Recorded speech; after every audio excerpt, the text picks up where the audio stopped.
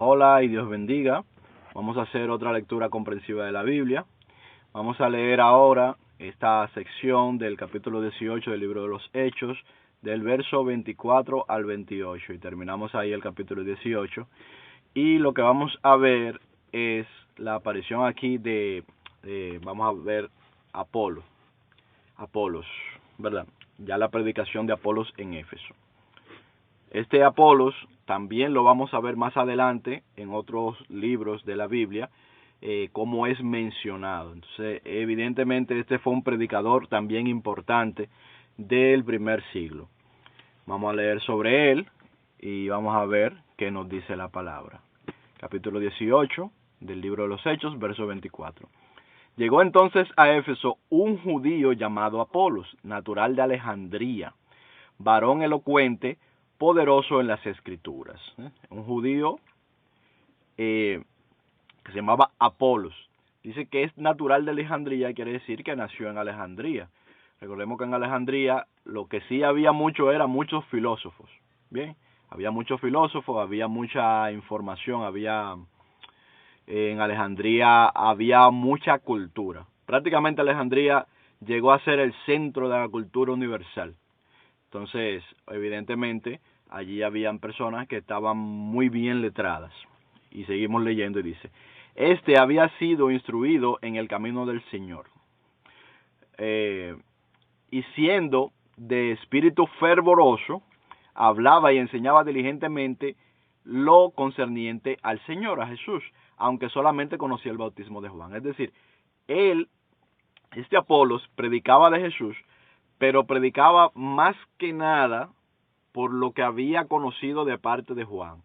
No es que no había conocido otras cosas, pero mayormente por lo que había conocido de parte de Juan. Es decir, era discípulo de Juan el Bautista. Entonces, pero predicaba a quien Juan el Bautista predicaba, a Jesús. Evidentemente había escuchado hablar, pero no lo había escuchado directamente de los apóstoles. Bien, no había tenido una conexión directa con el testimonio más claro y más preciso de Jesús, y vamos a ver lo que sigue diciendo. Verso 26. Y comenzó a hablar con denuedo en la sinagoga. Pero cuando lo oyeron Priscila y Aquila, recordemos que habíamos dicho Priscila y Aquila son dos personajes, una pareja, que vamos a ver muchas veces en la Biblia. Entonces Priscila y Aquila, cuando los escucharon, le tomaron aparte y le expusieron más exactamente el camino de Dios. Bien, es decir, lo tomaron aparte y le explicaron cosas que él no sabía todavía, a pesar de que era muy letrado y todo eso, pero no tenía ciertas cosas del testimonio de Jesús. Eso es lo que sucede. Estaba más instruido en el camino de Juan el Bautista y estaba convencido de que Jesús era el Cristo, pero por la predicación de Juan el Bautista. Entonces, y por las escrituras, él mismo evidentemente era una persona que conocía mucho las escrituras. Seguimos leyendo y dice, y queriendo él pasar a Acaya, los hermanos le animaron y escribieron a los discípulos que les recibiesen. Y llegando él allá, fue de gran provecho a los que por la gracia habían creído, porque con gran vehemencia refutaba públicamente a los judíos, mostrando por las escrituras que Jesús era el Cristo. Es decir, este es otro instrumento, esta persona fue otro instrumento de Dios, una persona que ya había sido muy letrado, seguramente no solamente en la Biblia, o sea, en el Antiguo Testamento, no solamente en los libros de los judíos, sino que conocía seguramente, igual que Pablo, igual que Esteban, conocía mucha filosofía. Era una persona que ya el Señor la había preparado para esto de antemano. Y habiendo entendido el mensaje de Juan el Bautista, y ahora habiendo entendido los detalles del Evangelio por medio de los discípulos de Priscila y de Aquila, y de haberse introducido más en el camino del Señor, con esa sabiduría que ya Dios le había dado y con el conocimiento que había adquirido, entonces él venía y con vehemencia refutaba públicamente a los judíos, mostrando por las escrituras que Jesús era el Cristo, es decir, mostrándolo ya no solamente por testimonio, sino por las escrituras, porque es fácil mostrar con las escrituras que Jesús es Cristo cuando se conoce un poquito de las escrituras. Todo está ahí, o sea, todo lo que pasó con Jesucristo estaba profetizado en las escrituras de los judíos. Algo importante con Apolos es que Apolos era natural de Grecia.